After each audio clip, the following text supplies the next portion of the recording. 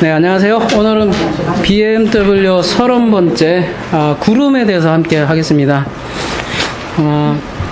오전에요, 요한계시록 1장 7절을 우리가 함께 다뤘는데, 구름과 함께 오실 예수님에 대해서 다뤘습니다. 근데 이 구름이 무엇인지는 우리가 사실 굉장히 중요한 문제거든요. 왜냐하면 요한계시록 전체에 대한 문제고 우리 부활에 관한 문제이기 때문에 우리가 구름을 좀 정확히 알아야 되기에 오전 시간에 다 할 수가 없어서 구름만 별도로 빼서 우리가 메타포 휠 성경 상징 연구에 구름만 별도로 이 시간에 하려고 해요. 그래서 오전에 결론을 내렸죠. 구름의 복수형 구름은 왜 성도가 되는가를 우리가 집중적으로 한번 알아보도록 하겠습니다. 우리 구름이라는 건 여러분 고대 그리스 신화나 이런 데 보면 잘 다루어지죠. 그런데 신화에서도 보면 그 신들의 병거로 이렇게 사용이 돼요. 그래서 헬레니즘이죠. 후기 헬레니즘 문헌에 보면 이렇게 구름이 신의 출현으로 이렇게 나타나요. 인류는 그렇게 항상 문학에는 그렇게 구름이 이렇게 등장을 하죠.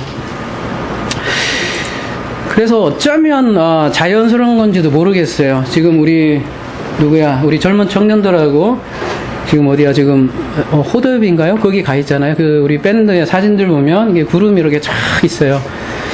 아이고, 그냥 뭐라 그러죠? 여기서 봐도 그냥 웅장하잖아요. 사실 북한산만 올라가도 이렇게 운해를 이렇게 쫙 보면 이게 먹먹하고 그냥 웅장하고 어떤 그 뭐라 하죠? 그 놀라움을 우리가 느끼죠. 인류는 사실 그런 걸 보면서 뭔가 이렇게 생각을 할 수밖에 없는 것이죠. 그래서 사람들은 구름을 볼 때 자연스럽게 사실은 구름과 신과 연결하는 그런 습성이 있는 것 같아요. 근데 성경도 예외가 아니고요. 성경도 보면 그 구름은 네펠라인데요. 네펠라 3507 네펜다인데 70인 역분에 보면 한 140회 정도 사용이 되고요. 그래서 우리가 구약부터 우리가 먼저 살펴보도록 하는데요. 첫 번째 여기 이제 제가 몇 가지 적을게요. 이렇게 여기 단수가 있고 복수가 있고 첫 번째 이제 구약에 보면 여호와와 단수예요. 여호와와 관련이 돼 있어요. 한번 볼게요. 출애굽기 13장 21절 한번 가보겠습니다.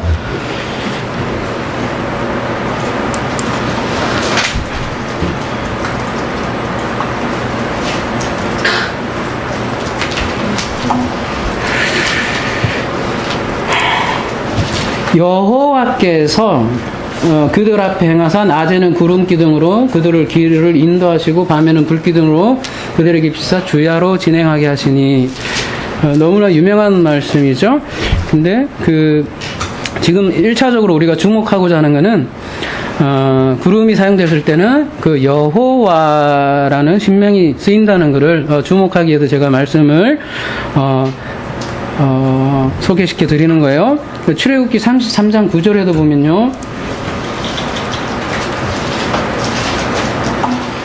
모세가 해막에 들어갈 때 구름 기둥이 내려 해막에 서며 여호와께서 모세와 말씀하시니 이렇게 얘기를 하세요. 희한하게요, 뭐 희한할 것도 없이 구름이 왔을 때 엘로힘이 모세에게 말씀하신 이런 구절은 한 군데도 없어요. 그러니까 엘로힘은 아까 이렇게 저희들이 이렇게 다시 한번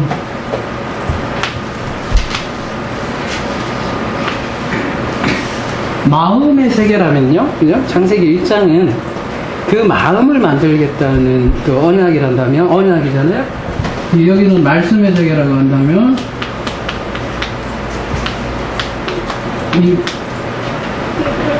제가 엘로힘에 대해서 많이 말씀드렸죠. 호흡하는 인생과 짝이 될 때 엘로힘인데, 사실은 엘로힘의 원형은 그 마음이잖아요. 우리가 사실은 그 마음을 알 수는 없잖아요. 그렇지만 그 마음이 내가 가졌을 때 나를 또 엘로힘이라고 불러주는 것이죠.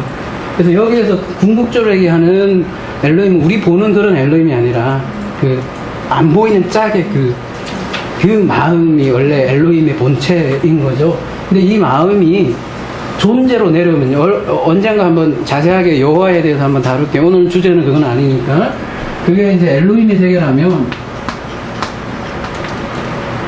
여호와는 그 하야 동사가 존재라고 해서 하야, 셀, 하야, 나는 나다 할 때 그 존재라는 개념이거든요. 하야는 존재로 내려올 때 우리가 여호와라고 그래요. 그러니까 존재 플러스 요도만 붙이면 야훼가 되거든요. 그러니까 여호와는 우리에게 존재로 나타난 그 하나님. 사실은 이스라엘에서 본 하나님은 이 하나님이죠. 그래서 이거를 고유명사로 쓰고 굉장히 두려워하고 이분의 이름을 못 써서 아도나이로 불렀거든요. 그래서 주라고도 하고 신약에 가서는 큐리우스라고도 하고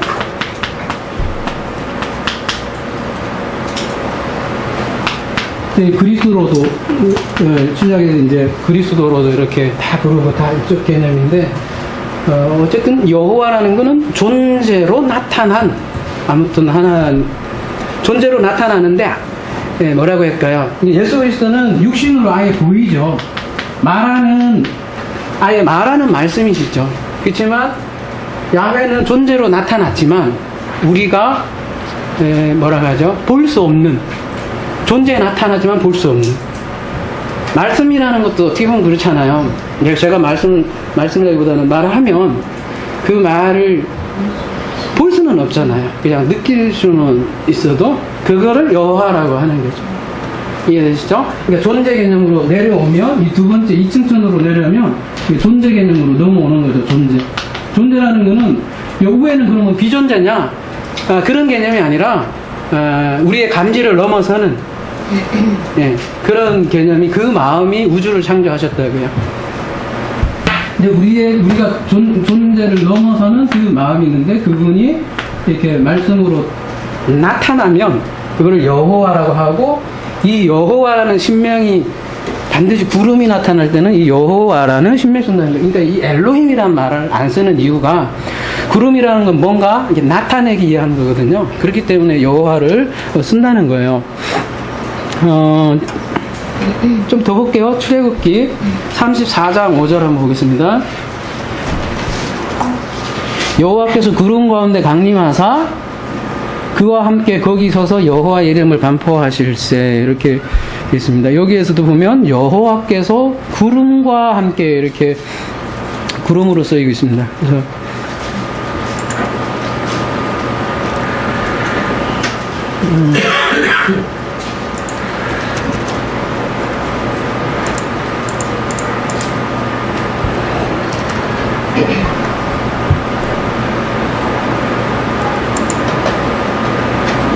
제가 이거 뭐를 돌린 거 있더니 얘가 생각을 많이 하네요. 조금 요거와 비교되는 게 창세기 9장 13절 한번 봐볼까요? 그러면은 그 엘로힘이 쓰는 경우는 이런 경우가 있어요.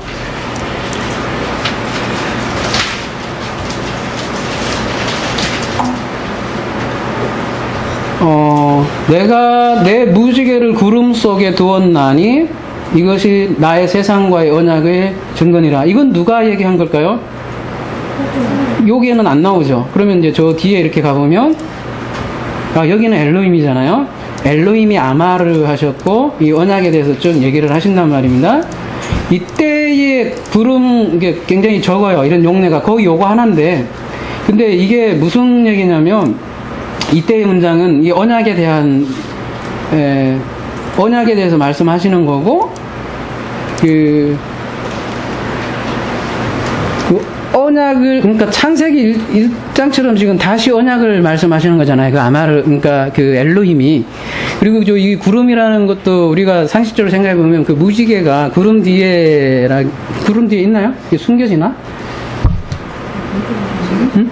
이렇게 바깥에 이렇게 빠져 있죠. 이렇게 비가 오면 바깥에 구름 속이라기보다는 구름에 이렇게 바깥에 이렇게 쫙 빠져 있는데 지금 구름 속이라는 거는 지금 사실 무지개로 번역이 되어 있지만 퀘셰트가 활이거든. 이게 활이잖아요. 그래서 그 활 방향이 어디로 가 있습니까?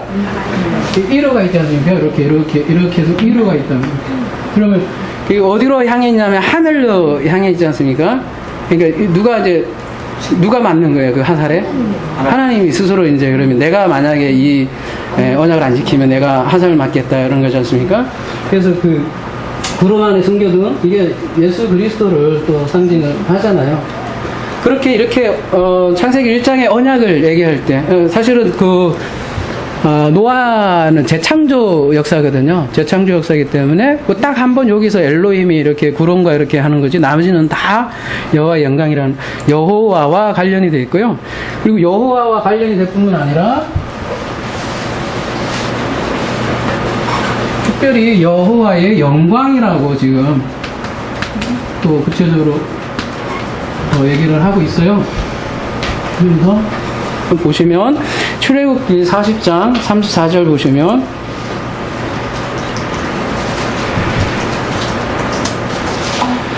그 후에 구름이 해막에 덮이고 여호와의 영광이 성막에 충만하며 그 다음에 35절에도 모세가 해막에 들어갈 수 없으니 이는 구름이 해막에 덮이고 여호와의 영광이 성만에 충만하였더라. 구름은 그러니까 여호와의 영광 그 자체를 나타낸다고 성경에서는 기술을 하고 있어요. 출애굽기 24장 16절도 한번 가볼게요. 그냥 이걸로 가볼게요. 빨리 가기 위해서 출애굽기 24장 16절 여호와의 영광이 시내산 위에 머무르고 그럴 때 반드시 또 이게 구름이 몇 해 동안 산을 가리더니 이렇게 구름이 함께 여호와께서 구름 가운데 모세를 부르시고 그냥 부르지 않고 항상 이런 구름이 이렇게 같이 나타나고 있습니다. 그럴 때 여호와의 영광이라는 표현을 하고 있고요. 민수기 16장에도 보면요. 16장 42절 함께 보시면 회중이 모여 모세와 아론을 칠 때 해막을 바라본즉 구름이 해막을 덮었고 여호와의 영광이 나타났더라. 여러분 오늘 구름에 대해서 싹 뒤지는 거예요. 성경 전체 거의 다 훑어보는 거예요. 우리가 거의 이것만 보면 그 종류별로 제가 어느 정도 지금 여러분에게 말씀드리는 거예요. 민수기 봤죠? 열왕기상 8장 11절 한번 볼게요. 열왕기상 8장 11절 보면 제사장이 그 구름으로 말미암아 능히 서서 섬기지 못하였으니 이는 여호와의 영광이 여호와의 성전에 가득함이라 이렇게 했죠. 이때는 이제 성전을 건축을 했을 때 여호와의 영광이 성전에 가득함이라 이렇게 표현을 하고요. 똑같은 장면으로 역대하 5장 14절에도 그렇게 표현을 하고 있어요. 역대하 볼게요. 역대하 5장 14절 보시면요. 제사장들이 그 구름으로 말미암아 능히 서서 섬기지 못하였으니 이는 여호와의 영광이 하나님의 전에 가득함이었더라 이렇게 말씀을 하고 있습니다. 그리고 에스겔서 10장 4절 한번 볼게요.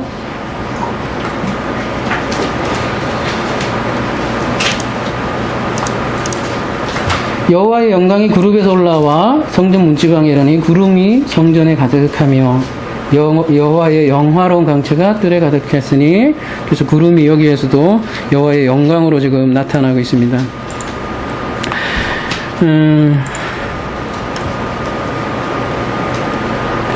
에스겔서 1장 28절도요. 이게 비슷한 장면이 있는데요. 그 사방 강체 모양은 비 오는 구름에 있는 무지개 같으니 이는 여호와의 영광의 형상이라 이렇게 해서 구름을 여호와의 영광으로 지금 묘사를 하고 있습니다. 근데 거기에 뭐가 있냐면 이 말씀하시는 이 음성을 들으니라 이렇게 해서 구름은 또 하나님이 뭐라고 하죠? 이렇게 말씀하실 때 이렇게 주로 많이 나타나요. 이게 무엇인가를 말씀할 때요. 그래서 세 번째로는 말씀과 또 관련이 돼 있어요. 다 단수예요. 말씀 관련 구절 잠깐 볼게요. 출애굽기 40장 36절 한번 보겠습니다.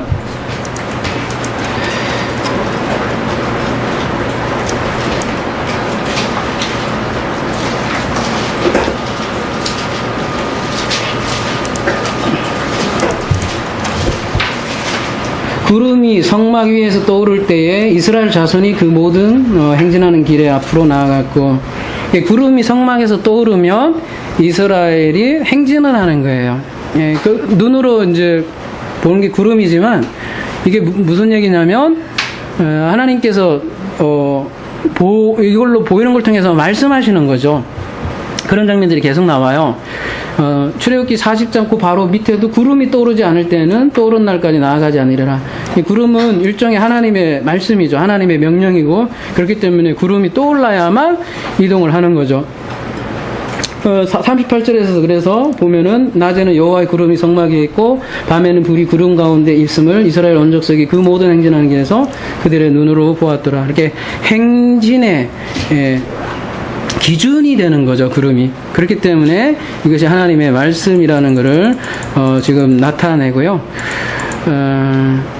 여러분 민수기 9장 17절 18절 보시면 이건 조금 더 구체적으로 표현이 돼요.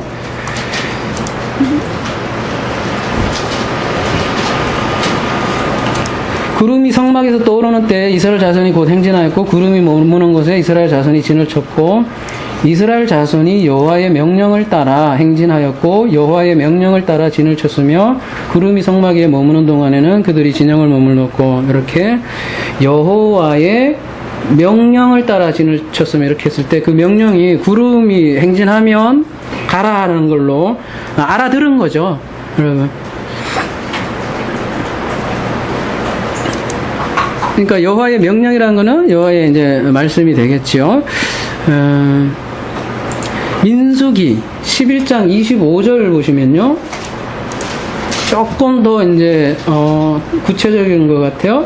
11장 25절 보면 여호와께서 구름 가운데 강림하사 모세에게 뭐요?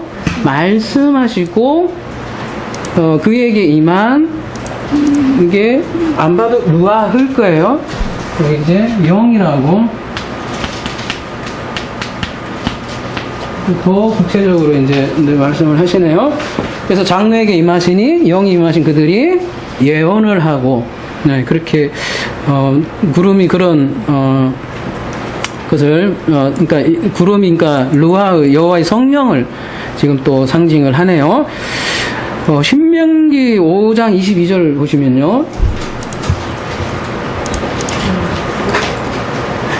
여호와께서 이 모든 말씀을 산이 불 가운데 구름 가운데 흑암 가운데서 큰 음성으로 너희 총회에게 이르신 후에 더 말씀하시지 아니하고 그것을 두 돌판에 써서 내게 주셨느니라 이랬을 때, 지금 큰 음성하고도 관련이 있고 또 두 돌판 이런 얘기를 합니다. 이게 다 돌판이나 음성이나 다 사실은 말씀과 관련이 되어 있죠. 그리고 또 하나의 특징은 구름은 성막하고 성전과 아주 밀접한 관련이 있다는 거예요. 이게 이제 다 신학하고 또 나중에 연결이 되겠죠. 레위기 16장 2절 보시면요,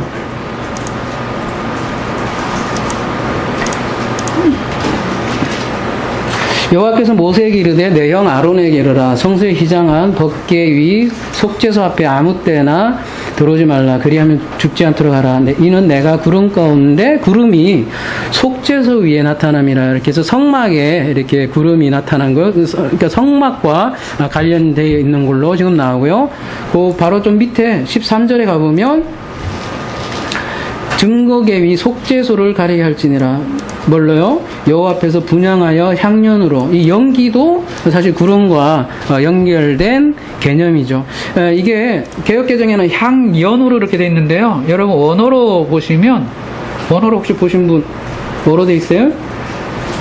제가 가볼게요. 그러면 레위기,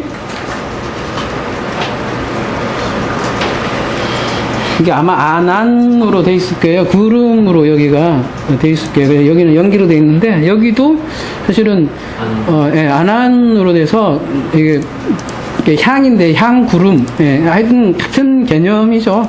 그래서 그 성막에 구름이 임재해 있는 걸로 지금 얘기를 나와 있고요. 역대하 5장 13절에 보면요,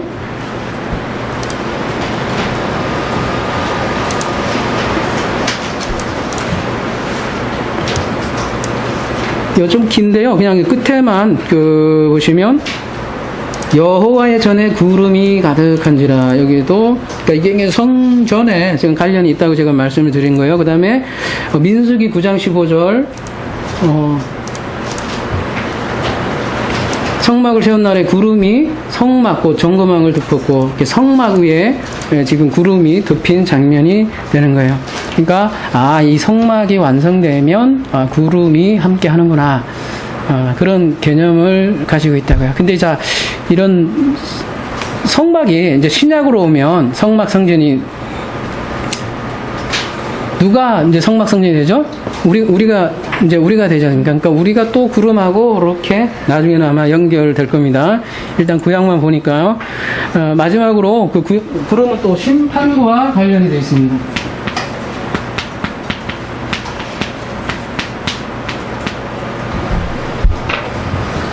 여호와의 영광, 말씀, 성막, 성전, 심판 이런 개념과 구름이 아주 밀접한 개념이 있다는 거죠. 그래서 에스겔서 30장 3절 한번 보세요. 그날이 가깝도다. 여호와의 날이 가깝도다. 구름의 날일 것이요 여러 나라의 때리라. 그러니까 그날이 여호와의 날이라고 하고 그 날을 구름의 날이라고 그래요. 성경에서 여호와의 날이다 그러면 뭐라고 하죠? 대부분은 심판의 날이거든요. 에스겔서 30장 18절 좀 더 밑에 내려가 보면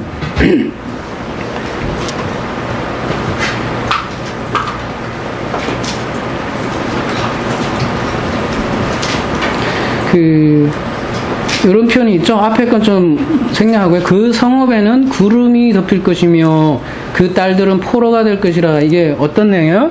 그냥 포로가 되고 뭔가 지금 안 좋은 일이 나는데 그럴 때 무슨 표현을 쓰냐면 구름이 덮일 것이다 그러는 것이죠. 그래서 구름이 여호와의 영광이고 그런 것도 있지만, 그러니까 여호와께서 임하면 둘 중에 하나예요. 심판이 되든지 구원이 되든지. 근데 지금 이렇게 구름이 덮였다는 거는 지금 심판을 얘기를 하는 것이죠. 에스겔서 32장 7절 함께 보시면요. 내가 너를 불 끄듯 할 때 하늘을 가려 별을 어둡게 하며, 별을 어둡게 하고 또 해를 구름으로 가리며 달이 빛을 내지 못하게 할 것이며. 이게 심판의 안이죠. 근데 이제 특별히 해를 구름으로 가린다 그렇게 표현을 하죠. 계시록에 나오면 이제 해달별이 막 색깔이 막 변하고 하잖아요. 이런 심상들하고 이런 곳에서 따오는 거죠. 비슷하죠. 에스겔서 38장 16절 보시면요.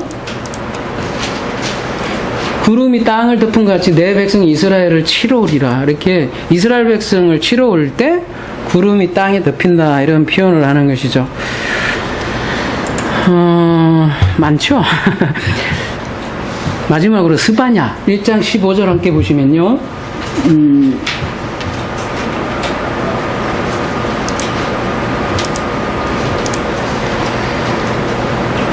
그날은 분노의 날이요 환난과 고통의 날이요 황폐와 패망의 날이요 캄캄하고 어두운 날이요 구름과 흑암의 날에서 이 구름의 날은 이런 이스라엘이 황폐해지는 그런 날을 지금 그리고 있는 것입니다. 이제 구약 이렇게 다 살펴봤어요. 지금까지 구약의 단수. 근데 이제 신약에도 아마 단수가 있는데요. 신약의 단수는 여러분 누가복음 12장 54절 한번 보십시오. 누가복음 12장 4절.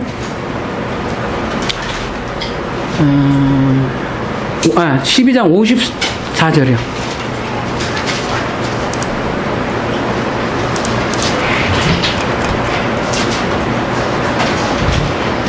또 무리에게 이르시되 너희가 구름이 서쪽에서 이는 것을 보면 곧 말하기도 소나기가 오리라 하나니 과연 그러하리라. 이때는 단수로 쓰였거든요.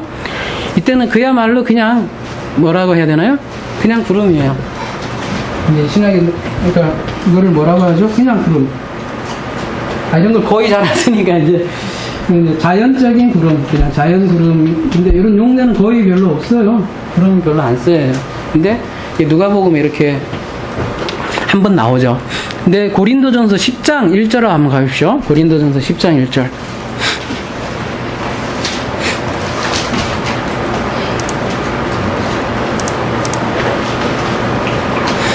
유명한 구절이죠. 형제들아, 나는 너희가 알지 못하기를 원하지 아니하니 우리 조상들이 다 구름 아래에 있고 바다 가운데 지나며 모세에게 속하여 다 구름과 바다에서 세례를 받고 이 구름과 바다에서 세례를 받는다고 이렇게 얘기를 하고 있죠. 자, 여기는 굉장히 상징성을 가지고 지금 구름을 사용하고 있네요.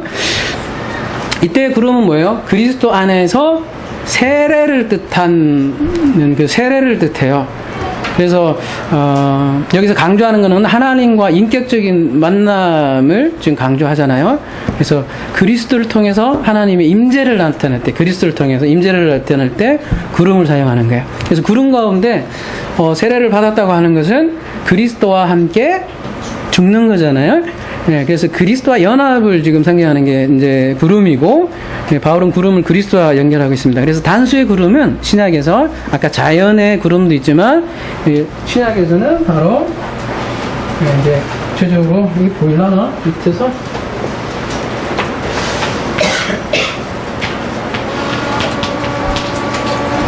그리스도도 단수로 지금 사용을 한다는 것이죠. 근데 이제 공통점 보면 이 자연 구름 하나 빼고요. 여기는 이제 메타포가 아니니까 자연 구름을 뺀다면 안 보여요? 왜요? 자연 구름을 뺀다면 다 공통점이 이제 나오죠. 구름과 연계된 개념이 여호와 영광, 말씀, 성막 성전, 심판, 그리스도. 다 어떻게 보면 여기에 관련된, 그죠? 여기랑 거의 다 관련된 상징이죠. 그래서 이 보이지 않는 그 아버지께서 우리의 존재로 어떤 여기는 그런 표현이 없나요? 임재요. 임재로 내려오시면 여기로 오시면 이제 존재로 임재하시는 거잖아요. 예? 구름으로 그걸 표현한 거고, 표현할 방법이 없으니까 구름으로 표현을 하시는 거잖아요. 대신해서 쓰시는 거잖아요. 근데 그게 그 하나님의 이스라엘 민족들은 임재로 보았다고요. 우리도 보기 나름이에요. 근데 그거를 보는 사람들은 볼 거고, 아니면 그냥 무시하는 사람은 무시할 거고, 그렇단 말이에요. 근데 그 말씀의 존재 상태로 내려온 그것을 이렇게 임재라고 하고요. 그래서 그 임재할 때는 어떤 현상들이 나타나요? 여러분 마태복음 17장 5절 한번 볼까요? 17장 5절 보면 이제부터는 좀 언어로 볼까요? 마태복음 17장 5절 보면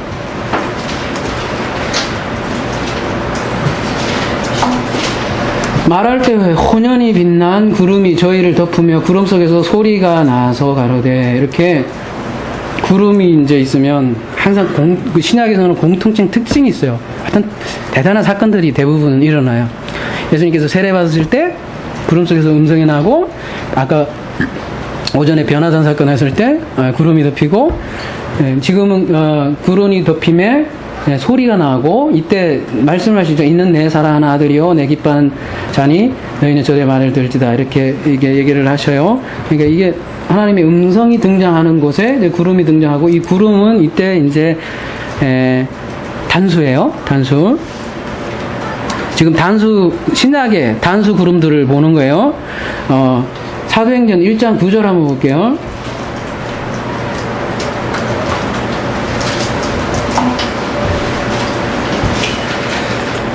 이 말씀을 마치고 저희 보는 데서 올려가시니 구름이 저를 가리어 앉게 하더라. 이때도 구름이 여러분 단수예요. 자, 단수라는 건 다 이쪽 개념이라고요. 구약으로 봤을 때, 구약은 근데 지금 사도행전 1장 9절도 이 구름이 가렸다는 거는 이 성도하고는 상관없는 구름이라고요. 전부 다 그리스도 말씀, 여호와, 여기와하고 관련이 있는 개념이라고요. 그러니까 지금 예수가 지금 사도행전 1장 9절에는 뭐예요? 구름이 예수를 가린다. 예수는 사라지고 구름이 덮인다. 뭘 뜻할까요? 물론 뭐 물리적으로 이렇게 표현할 수도 있겠지만, 예수가 사라지고 구름이 덮인다.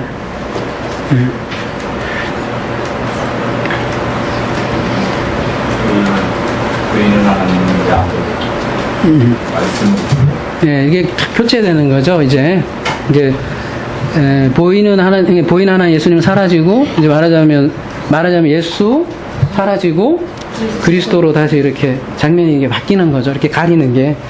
물론 뭐 이게 그런 장면이겠지만 우리에게 주는 메시지는 그런 거죠. 이분은 이제 밑에 육신은 사라지고 구름으로 다시 말하는 거죠. 막 우주로 가는 거 아닐 거 아니에요. 응? 지금도 가고 계시겠죠. 그렇게 만약에 멀면. 자, 정리하면요. 구름은 단수로 쓰일 경우는 이렇게 여호와, 여호와 영광, 말씀, 성막, 성전, 심판, 그리스도, 이렇게 자연적인 구름 이런 식으로 쓰고 있습니다. 한마디로 얘기한다면 임재, 말씀 이렇게 얘기할 수 있을 것 같습니다.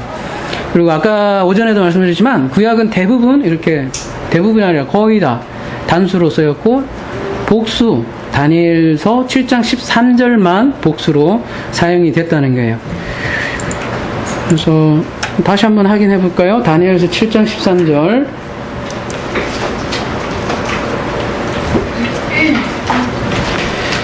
다 보고요. 오전에 얘기한 거니까.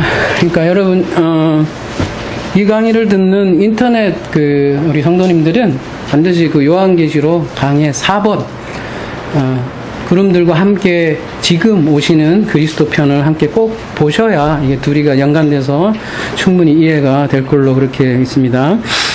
그래서 예수님께서는 늘 이 다니엘서 7장 13절 말씀을 인용해서 늘 자신을 인자라고 했죠. 그래서 다니엘에 나오는 구름처럼 지금 복수로 유일하게 사용됐는데, 복수로 사용되면 구름은 자연상이나 하나님에게 전용되는 것만이 아니라 이제 사람에게 적용이 돼요. 그래서 마치 여러분 하늘이 단수로 쓰일 때하고 복수로 쓰일 때 틀리죠. 하늘이 단수로 쓰일 때는 말 그대로 그냥 하늘을 뜻하는 경우나 그 하늘이 단수일 경우는 말하자면 하나님 그러니까 하나님께만 사용될 때 우라노스도 하늘도 단수로 쓰이거든요. 근데 하늘이 복수로, 그러니까 쌍수로, 하늘이 쌍수로 쓸 때는 우리하고 이렇게 연합한 그 하늘을 얘기할 때 쌍수로 쓰이지 않습니까? 우라노스도 똑같잖아요. 히브리어에서는. 그러니까 구름도 똑같이 그런 거죠. 구름이 단수로 쓸 때는 여호와께만 쓰이는데 쌍수로 이렇게 복수로 이렇게 쓰이면 똑같이 이게 둘이 연합한 말씀과 말씀들, 그리스도와 말씀들이 연합한 개념이 이제 복수로 사용되는 것이죠.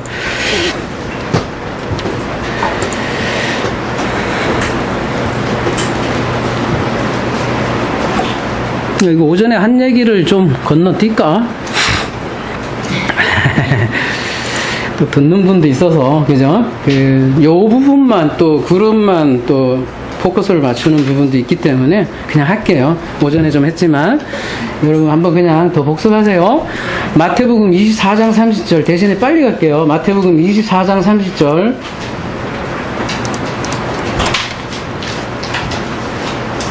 그때 인자의 징조가 하늘에서 보이겠고 그때 땅의 모든 족속들이 통곡하며 그들이 인자가 구름을 타고 능력과 큰 영광으로 오는 것을 보리라. 이럴 때 인자를 사용했고요. 마태복음 26장 64절 보시면요. 예수께서 이르시되 내가 말하였느니라 그러나 내가 너희에게 이르노니 이후에 인자가 권능의 우편에 앉아 있는 것과 하늘 구름을 타고 오는 것을 너희가 보리라 하시니, 이렇게 되어 있습니다. 그때도 인자가 쓰여 있고, 여러분 복수로 쓰여 있어요. 그 다음에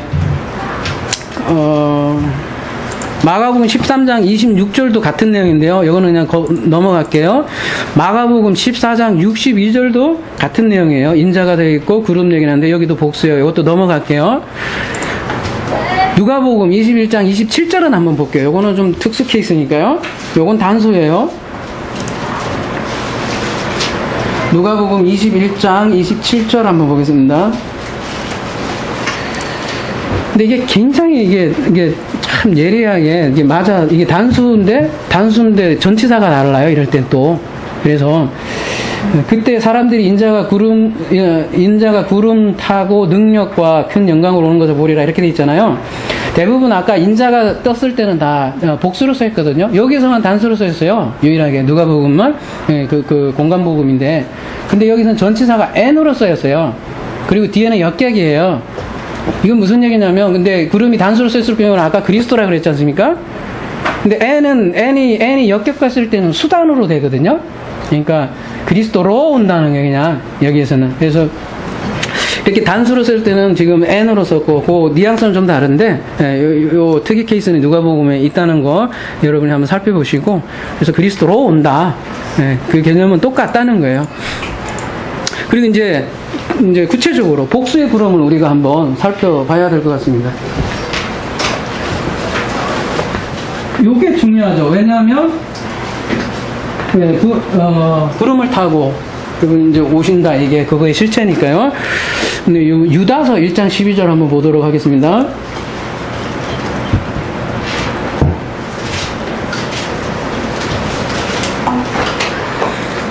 저희는 기탄 없이 너희와 함께 먹으니 너희 애찬에 안초요, 자기 몸만 기르는 목자요, 바람에 불려가는 물 없는 구름이요, 죽고 또 죽어 뿌리까지 뽑힌 열매 없는 가을 나무요. 이렇게 비유로 얘기를 했는데요. 여기가 쓰인 구름이 복수인데, 여기에서 저희는 누구로 얘기하는 거예요? 네펠레는 지금 앞에 이렇게 목자 나오죠? 목자 나오고, 거짓 교사를 지금 물 없는 그 구름으로 묘사를 하고 있어요. 물이 뭡니까? 말씀이죠? 근데 말씀 없는, 그러니까 구름인데 구름 안에 물이 없으면 그게 구름인가요? 안개죠. 아무것도 아니죠. 그러니까 거짓 교사는 진리의 생명의 말씀이 없는 물 없는 구름이다, 이렇게 표현을 하고 있죠. 딱 구름이 사람이다 그런 거라기보다는 문학적인 메타포인데, 어쨌든 그 사람을 지칭할 때 이렇게 구름으로 비유를 한다는 거예요. 그래서 거꾸로 물 담은 구름은 뭐겠습니까? 그러면 진리를 가르치는 자들, 진리를 안 가르치고 비진리를 가르치는 자들은 우리 산상수 때 뭐 개와 돼지 이렇게 비유도 하지 않습니까?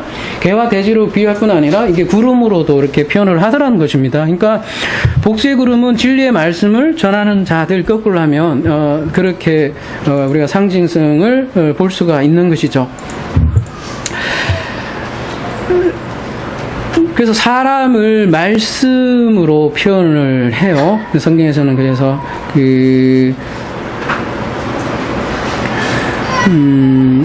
오전에도 말씀드렸지만 요한계시록 19장 9절에 보면 한번 볼게요. 이거 뭐 제가 여러 번 보는 거지만 계속 중요한 말씀이니까. 천사가 내게 말하기를, 기록하라, 어린 양의 혼인잔치에 청함을 입은 자들은 복이 있도다고 또 내게 말하되, 여기 이들은, 보이죠? 이들은 후토스, 남성 복수예요. 이들은 하나님의 호데오스의 진리의 말씀, 또 복수잖아요. 정확하게 복수 말씀들이다, 이렇게 얘기를 하는 거죠. 그리고 이 로고스들이 심판을 한다고 아까 오전에 말씀을 했잖아요. 그래서 이 청함받은 자들이 말씀들이라고 그래요. 그래서 구름이 진리의 말씀을 전하는 자들이고, 그 말씀을 가졌기 때문에 구름이 비를 내리는 거죠. 그래서 산상수훈에서도 보면 비를 내린다 그래요. 그 아들 된 자들이 막 비를 내린대요. 선인과 악인에게 비를 내린다고 하는데, 하나님이 뭐 다 공평하게 그런다는 내용이 아니라 아들들이 이게 비를 내린다, 그런 표현들이 나와 있지 않습니까? 그래서 오늘 요한계시록 1장 7절에 그 구름과 함께 온다는 건 구름들과 함께 온다고 되어 있는데요. 진리를 전하는 자들을 통해서 오신다라는 거죠. 그렇기 때문에 심판 때 천사들과 함께 동반한다고 한 이유가 바로 그런 것이죠. 오전에도 봤지만 한번 더 볼게요. 마태복음 16장 27절에 보면, 그래서 이런 표현을 예수님께서 하시는 거예요. 인자가 아버지의 영광으로 그 천사들과 함께 오리니 그때에 각 사람의 행한 대로 갚으리라. 그러니까 천사들과 함께 온다고 하니까 천사하고 이렇게 어떤 그런 이미지가 느껴질지 모르겠지만, 천사들을 동반하여 온다, 그런 거죠. 천사가 누구예요? 신약에서는 사자들이라고요. 사자, 메신저들. 그래서 그 그러니까 메신저들이 하나님의 말씀을 전하며 그 말씀 속에 이 그리스도가 임재하는 거예요. 그러면서 들어가서 그게 그 사람의 로고스로 심판이 되는 거죠. 그래서 우리를 왕과 제사장으로 삼았다고 하는 것이죠.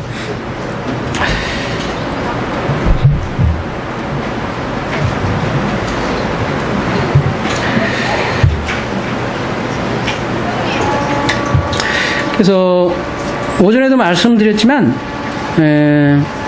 하나님은 영이세요. 하나님이 영이시기 때문에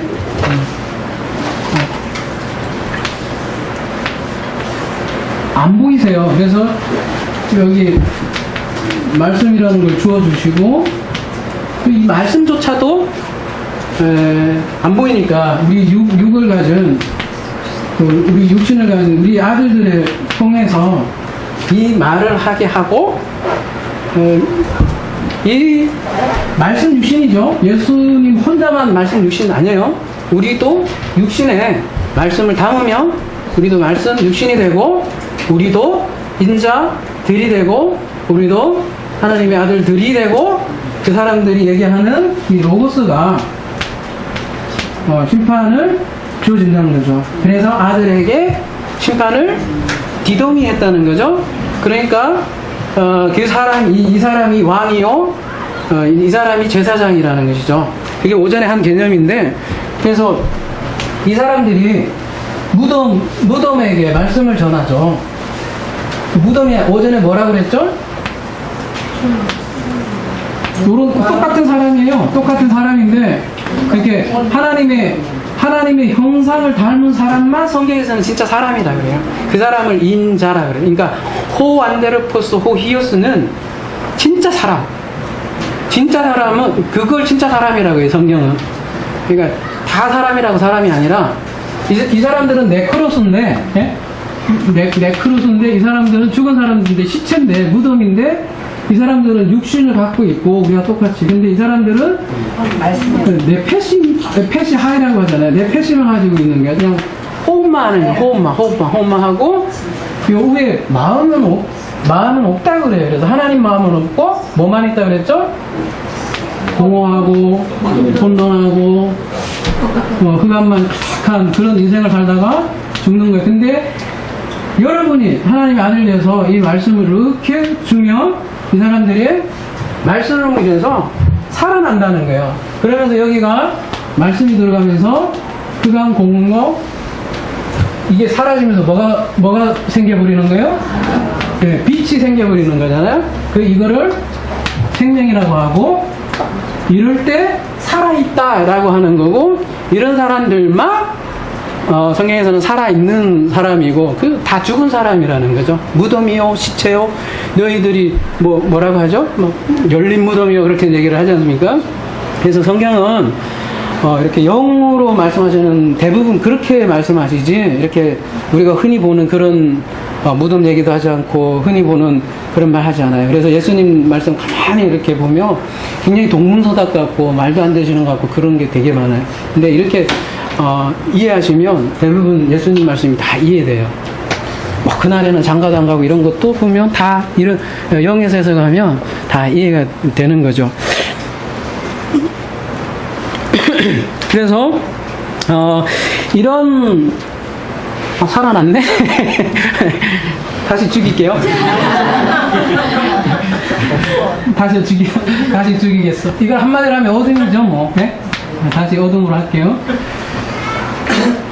가름은 다르지. 여기도 뭐 마음 말고도 빛이라고 할 수 있고 생명이라고 할 수 있고 끝도 없잖아요. 그렇지만 하여튼 다시 죽여놨어요. 근데 이 사람들이 언제 살아났냐? 요한복음 5장 25절에 보시면요.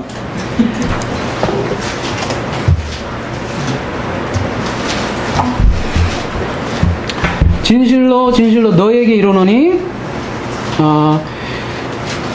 이 죽은 자들이 네크로스들이죠. 죽은 자들이 하나님의 아들의 음성을 들으니 곧 언제라? 이때가 언제예요? 지금 예수님이 얘기하시는 지금 그 얘기하시는 거거든. 예수님이 너 죽은 자들이 살아나는데 언제냐면 지금이다. 듣는 자는 살아나리라. 이렇게 말씀을 하시고요. 26절에는 아버지께서 자기 속에 생명이 있음 같이 아들에게도 생명을 주어 그 속에 있게 하셨고, 27절 인자됨을 인하여 심판하는 권세를 주셨느니라. 다 그 얘기죠. 28절 이를 기이 여기지 말라. 어둠 속에 있는 자가 다 그의 음성을 들을 때가 오나니. 자, 그 다음 29절 선한 일을 행한 자는 생명의 부활로, 악한 일을 행한 자는 심판의 부활로 나오리라. 예. 죽은 자들이 음성을 들을 때가 오나니 바로 지금이다. 그 얘기를 하는 것이죠. 그래서 지금 무덤 속에 있는 사람들이 지금이요. 지금도 마찬가지로 인터넷 성도들도 마찬가지예요. 지금 들었는데 들으면 살아난다는 거예요. 그게 무덤에서 나팔 소리가 들린다는 거예요, 여러분. 그 공상과학처럼 생각 안 하셔도 돼요, 이제. 우리가 무덤이라고요. 그리고 말씀을 전하는 것 자체가 나팔이에요. 예수님은 이런 말씀 하시죠? 누가 장사 지내고 당신을 따라갈게요. 그러니까 예수님께서 그런 말씀 하시죠? 죽은 자들이 장사 지내게 하고 산 자는 날 따라라. 이렇게 하잖아요. 근데 여러분, 그거 가만히 생각해 보세요. 죽은 자가 어떻게 장사를 지내요? 지낼 수 없잖아요. 그 얘기는 이런 사람 얘기하는 거잖아요. 살아있는 사람, 우리가 그러니까 물리적으로 살아있는 사람 얘기하는 건데, 그 사람은 그냥 그런 사람이 장사하게 하라는 거는 그 말씀만 봐도 성경에서 말하는 죽은 사람은 육신 죽은 사람 얘기하는 게 아니라는 거죠. 여기 말씀이 없는 이 혼적 존재를 얘기하는 것이죠. 그래서 이런 진리의 말씀이 선포되면 이 무덤이 살아나고 그러는 것이죠. 그래서 예수님은 문자적으로 구름을 둥둥둥둥 따고 이렇게 오시는 거 아닙니다. 만약에 그렇게 오시면 지구는 둥글어요. 다 안 보여요. 이것도. 그리고 예수님은 지금 하늘 어딘가 육체로 또 사신다고 생각하면 또 안 되고요. 하늘은 늘 말하지만 성전된 우리를 뜻합니다. 우리 데살로니가전서 4장 16절 17절 한번 보도록 하겠습니다. 이것도 또 말도 많고 할도 많은 구절인데요. 휴거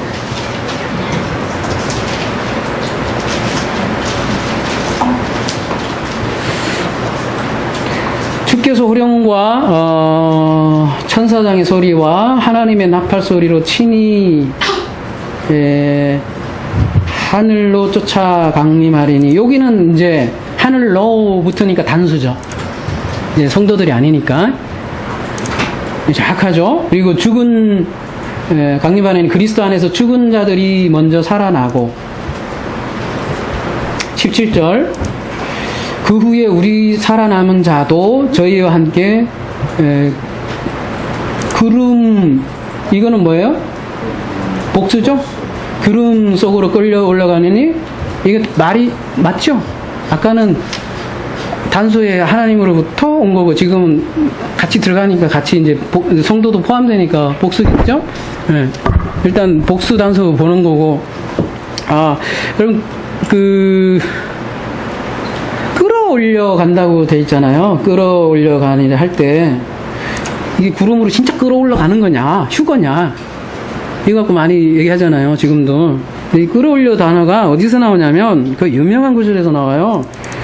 여기 한번 가볼게요. 여기 사도 바울이 있죠.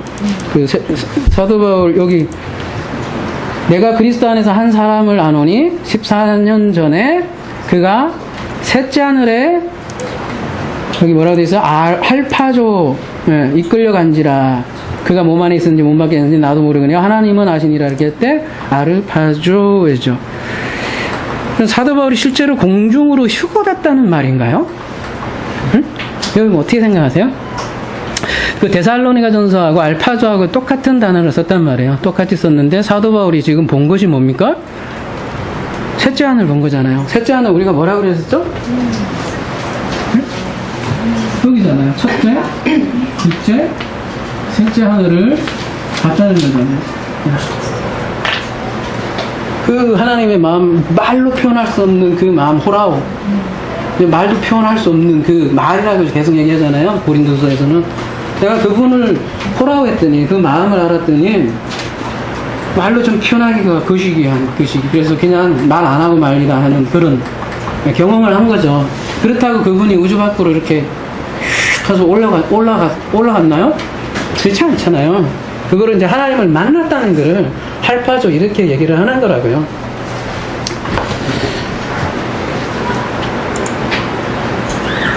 근데 대부분의 목사들이 지금 오늘 본문에서 말씀하시는 그 주님이 강림하실 때 우리가 눈으로 보는 그 공중으로 재림하시고 또 살아남은 자들은 공중으로 뭐예요? 좀 얍삽하죠. 자기는 이제 고생 안 하고 쫙 죽지도 않고, 예? 죽지도 않고 딱 들림받는다 그런 얄팍한 생각을 해서 휴거라는 게 굉장히 유행을 하죠. 문자적으로 가르치고 있기 때문에 그렇습니다.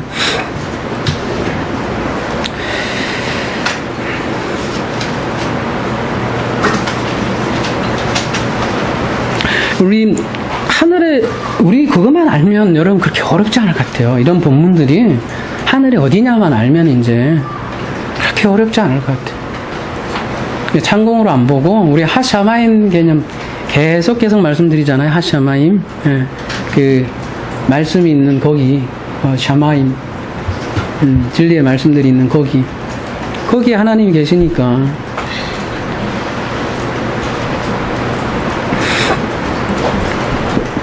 사장 17절 그 뒷부분도 굉장히 중요해서 레이스 공중에서 주를 영접하는 말씀 계속 하세요. 호흡안에서 우리의 호흡안에서 주를 같이 같은 호흡을 가지게 된다는 뜻 아니에요? 예. 더 말씀 드릴 건데, 예.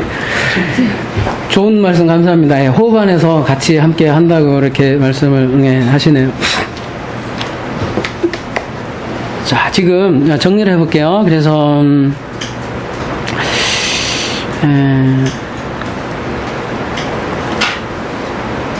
데살로니가전서 4장 지금 17절을 봤잖아요. 17절을 봤고 우리가 지금 구름에 대해서 지금 살펴보고 있습니다. 그래서 정리를 해보면 구름을 타고 온다는 것은 성도와 함께하는 거고 그 성도가 또 말씀을 전할 때 그거를 천사라고 하고 그 천사가 말씀을 전할 때 리얼라이전 된다는 거예요. 예수님의 그 말씀이 육신을 입어버린다는 거예요. 우리 쪽으로. 그렇게 해서 온다는 개념이에요. 실제로. 성도와 함께 온다는 것은 성도를 타고 온다고 하더라도, 그러니까 걔네들이 번역하는 대로 그 무슨 얘기냐면 우리를 도구를 삼아서 그분이 오신다고요. 그 말씀으로. 그래서 아까 오전에도 말씀드렸지만, 그래서 우리 무덤에서 아브라함도 살아나고요. 예.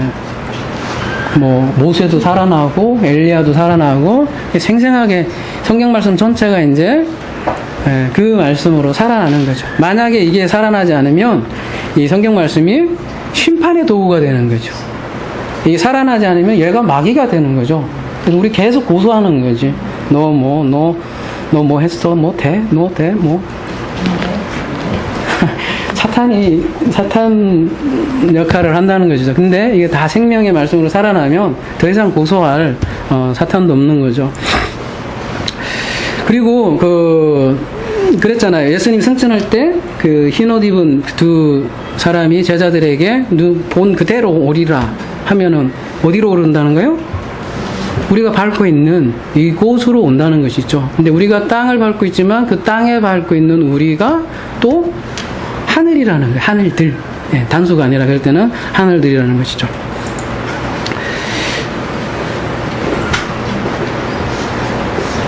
그래서 성경에서는 항상 천국은 내려오는 개념이에요. 내려오는 개념이에요. 예, 올라가질 않아요. 항상 뜻이 하늘에서 이루어진 것 같이 땅에서 이루어져요. 그래서 이게 휴거 개념은 거꾸로란 말이에요. 그래서 올라가는 거잖아요. 죽지 않으려고 하고. 근데 성경에서는 반드시 죽어야 된다고 얘기를 하거든요. 근데 그 인간들은 안 죽으려고 그래. 그래서 먼저 죽은 자가 아까 데살로니가전서 4장 10절 먼저 죽은 자가 먼저 죽어야 되고 지금 살아있는 사람들도 또 맞이한다는 거잖아요. 요 혼이 반드시 죽어야 되는데 이거 안 죽고 들림까지 받으려고 하는 얍삽한 욕망이죠. 이 휴거신앙이 가만히 보면 그것도 7년 환란 전에 성도들은 고통도 안 받고 환란도 없고 싹 피해가서 휴거를 받겠다. 그것도 과거에 살았던 선조들은 말세도 아니고 자기가 살아있던 시대만 자기가 주인공이지. 그죠? 나머지는 다 엑스트라한 거 아니에요. 아니 그 관념 자체가 세대주의가 얘기하는 휴거 자체가 딱 그거 아닙니까? 자기 시대가 자기가 주인공이고 나머지는 다 엑스트라 아닙니까? 그때는 종말도 아니고 지금만 종말인 거고 지금 내가 살아있어. 그러니까 옛날에 다 죽은 사람들이 이제 먼저 일어나고 이제 자기는 그냥 살아서 쫙 올라간다 그렇게 생각을 하는 거잖아요. 너무 이기적이죠. 말도 안 되지만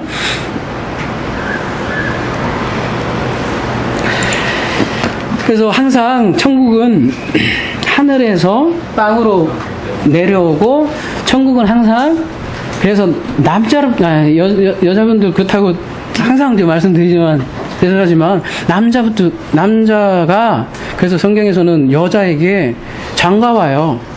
항상 그 방향이 그래요.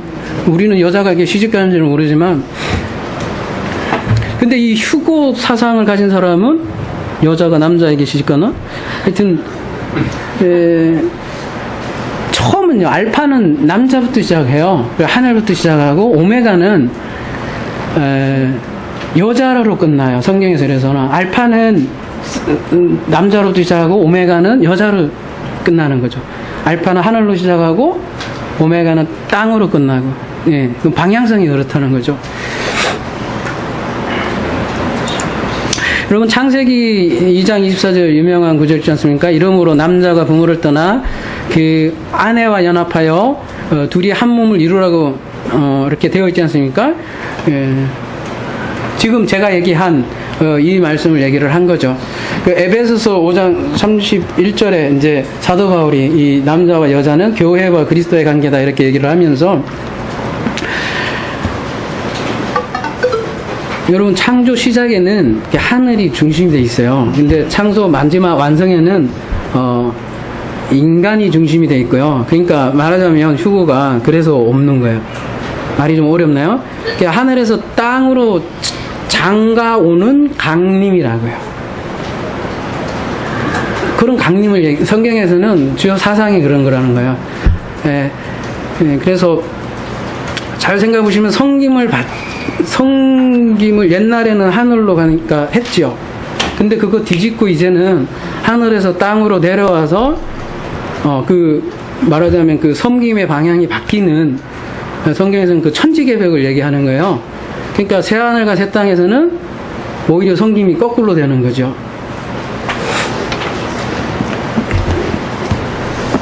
그러니까 말하자면 하나님이 인간을 섬기러 이 땅으로 내려오신다고요. 그 말세에는. 그래서 예수님께서 오셔서 내가 섬기러 왔다고 자꾸 그렇게 얘기하지 않습니까? 근데 이런 새 창조가 되지 않은 이 족속들은 항상 하나님을 섬기려고 한다고요. 방향이 자꾸 위로 올라가려고 한다고요. 그게 휴거사상이라고요. 그래서 휴거사상 좋아하는 사람은 그런 말하자면 패러다임을 가질 수밖에 없어요. 그 종교성을 가질 수밖에 없고 그게 바벨탑의 방향도 그렇지 않습니까? 자꾸 쌓아서 높이 올라가려고 하고 항상 그 구원과 관련 없는 거는 그렇게 구원의 방향이 자꾸 밑에서 위로 올라가려고 하는 그 휴거사상을 가지고 있다는 거죠. 근데 성경에서는 뭐요? 휴거가 그게 그렇게 해서 올라간다는 얘기가 아니에요.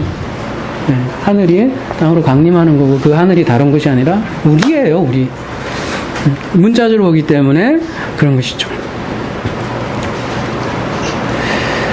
자, 정리해 봅시다. 그래서 오늘날 기독교인들은 그 하늘에 구름을 타고 오실 재림 예수님은 지금도 아직 막연히 기다리고 있습니다. 근데 2000년이 지났는데도 아직 안 오셨죠. 예수님이 하신 말씀을 이해하지 못했기 때문에요. 그래서 막연히 기다리는 거예요. 근데 예수님께서 말씀하신 종말은 예수가 죽고 그리스도로 내 안에 임재하시는 것이죠. 임하시는 것이죠. 그래서 예수가 그리스도로 내 안에 부활하시는 거예요. 부활하시는 거. 그래서 내가 육신을 가지고 있잖아요. 내 혼이 날아가고 그 말씀과 육신이 내가 탁 짝이 돼서 내가 말씀 플러스 육신이 되는 거죠. 내가 짝이 되어버리는 것이죠. 그래서 종말은 세상 우리가 얘기하는 우주 종말, 물리적인 세상 종말이 아니라 내 혼이 그냥 죽는 그날입니다. 그래서 제가 말씀드린 게 오전에도 말씀드렸듯이 이 계시록 1장 7절은 예수 그리스도의 부활이에요. 우리가 자기 부활이라고 자꾸 착각을 하는데요. 사람들이 첫째 부활이라고 하면 내 부활이라고 생각한단 말이에요. 근데 잘 생각해 보십시오. 내가 부활하면 큰일 나요. 죽어야지. 왜 지가 부활을 해 또. 우리가 자기 부인 하지 않습니까? 자기가 죽고요. 그리스도가 부활하는 거예요. 우리 그걸 잘 이해하셔야만 이 무덤이 살아나는 거지. 물론 그거하고 딱 붙어서 나도 같이 부활을 하죠. 하지만 진정한 그 부활의 주체가 누구냐는 거죠. 예수 그리스도예요. 우리가 부활한다고 하면 또 내 자아가 살아나는 건데 그렇게 되는 게 아니고 나는 추가되는 겁니다. 예수 그리스도의 부활이라는 것이죠.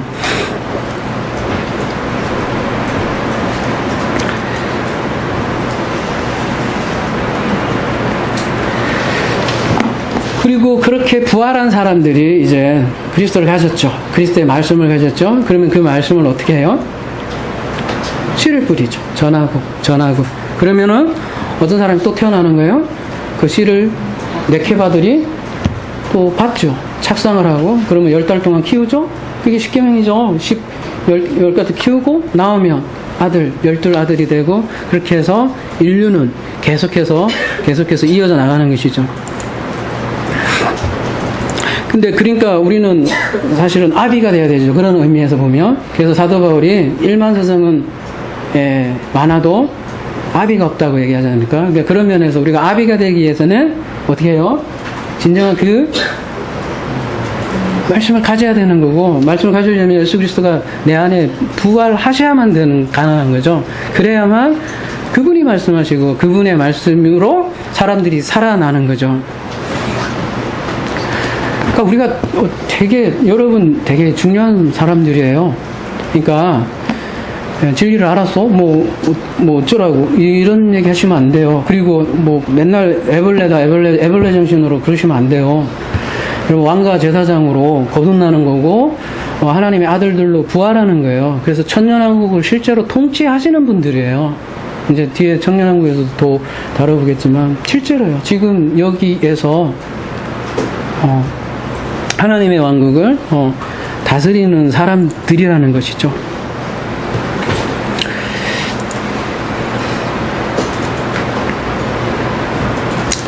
그런 사람들을 뭐 다양하게 이렇게도 표현을 할 수 있을 것 같아요.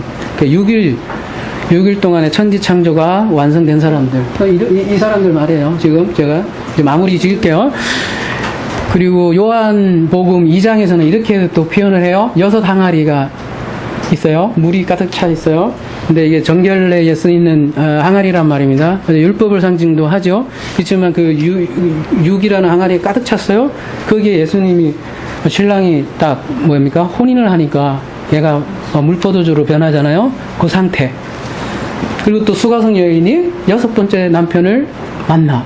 그래갖고 7남편으로 넘어가는 그 상태. 다 그 얘기하는 거라고요. 그거를 또 온전한 11조가 됐다고도 표현을 하고요. 언제 11조 한번 자세하게 다룰게요. 근데 10의 대표. 그거를 11조가 됐다고 하고 그걸 드리라는 거죠. 그걸 또 다른 말로 얘기하면 14만 4천이라고도 하고요.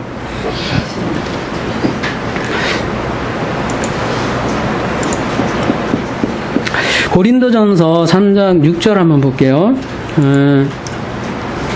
그래서 우리가 무슨 일을 이제 하셔야 되냐면 오늘 우리 구름에 대해서 했잖아요. 그리고 그 구름은 성도들과 함께 온다고 했는데 그러면 성도들이 뭘 해야 되냐 이런 거죠. 나는 심었고 아볼로는 물을 줬으되 오직 하나님은 자라게 하셨느니라. 그러면 나는 여기서 사도 바울이지 않습니까? 아볼로는 물을 줬고 사도 바울이 씨를 뿌렸죠. 응? 그러니까 우리도 똑같이 그 후예라면 씨를 뿌리고 말씀을 지금 주고 하는 게 우리의 역할이고, 그러면 하나님께서 자라게 하신다는 것이죠. 말씀은 힘이 있어요. 살아있어요. 운동력이 있어요. 그래서 말씀을 자라게 할 거예요. 근데 그게 하나님의 말씀이어야 되는 거예요. 근데 그 하나님의, 우리가 가진 말씀이 하나님의 말씀이에요. 우리가 씨를 뿌리면 하나님께서 역사를 하실 거예요.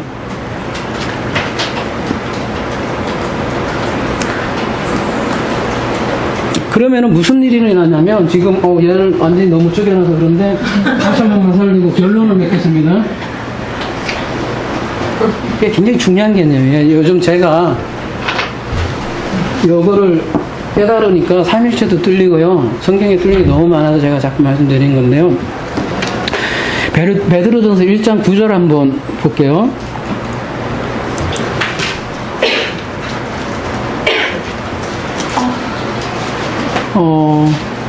믿음의 결국 곧 영혼의 구원을 받음이라, 이렇게 되어 있지 않습니까? 여기 영혼의 구원이라 이렇게 해서 피스티스의 결과, 피스티스의 마지막은 영혼의 구원이라고 이렇게 되어 있는데 푸시케예요. 그러니까 푸뉴마 아니고, 푸뉴마는 그 자체가 생명이에요, 여러분. 뭐 구원하고 자시고도 없어요. 그분이 그냥 그 본체인데 뭐.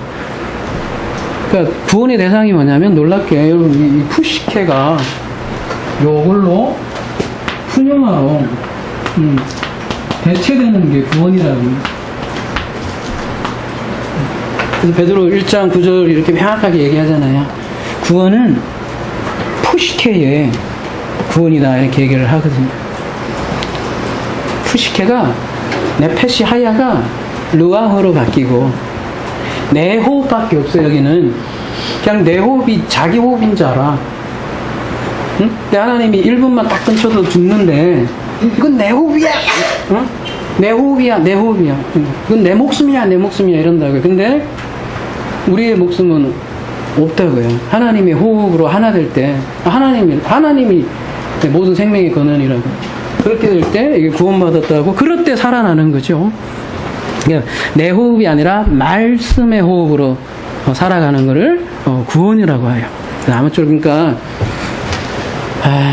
구름과 함께 오시는 그리스도를, 예수 그리스도를 우리 만나길 바라요. 언제요? 바로 지금 그 음성을 들을 때가 있나니 바로 지금이다. 먼 미래가 아니라 바로 지금 그 음성을 들으면 바로 푸시케가 바로 나의 머리죠. 나의 머리가 없어지고 그리스도가 내 머리가 돼서, 그리스도가 중보자라고 흔히 말씀 많이 하시잖아요. 그 아버지의 마음을 우리를 알게 하시는 거죠. 그래서 우리가 이렇게 말씀으로 살아가고 말씀으로 기쁨을 누리는 것이 천국이고, 천국은 다른 곳이 아니라 그 말씀을 누리는 우리 자체가 천국이에요. 그 말씀을 가진 그 자체가. 그래서 이러한 말씀으로 여러분이, 전 믿어요. 이미 여러분이 부활하신 것 같은데 그 희미함을 좀 더 환하게 열려지기를 기도드립니다.